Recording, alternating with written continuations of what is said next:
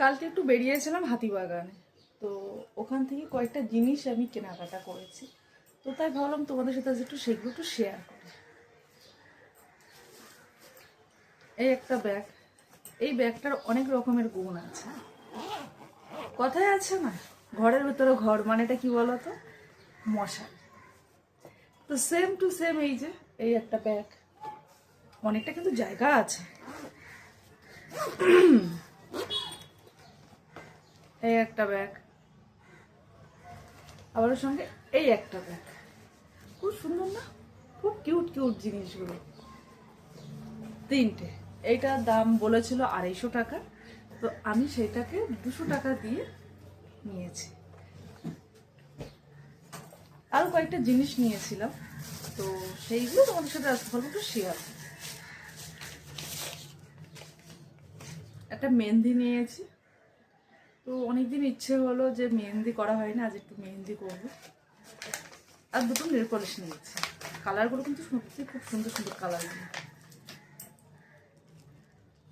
একটা কালার আর একটা colour.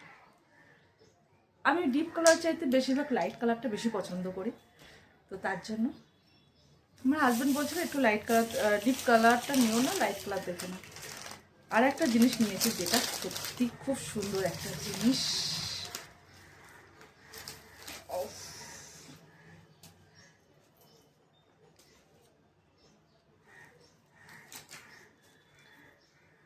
Necklace নিয়েছি। এই নেকলেসটা সাধারণত কোনো একটা দোকানে আমি জিজ্ঞাসা করেছিলাম, তো সেই সময় নেকলেসটার দাম বলেছিল কত 300, 600 650 মতন দাম বলেছিল। তো হাতিবাগানে এই জিনিসটার দাম নিয়েছে 300 টাকা। তো একটু কথা বলে তো দাম কমানো হয়েছে। আরও আরও কয়েকটা জিনিস আছে এর মধ্যে। একটা টিকলি,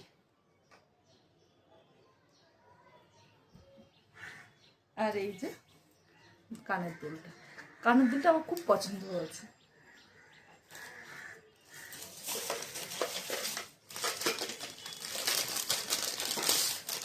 আর নিয়েছে একজন চুল।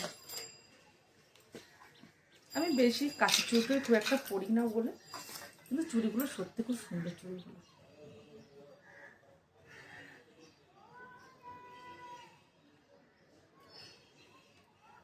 হাতে দিয়েও খুব সুন্দর লাগছিল দেখতে।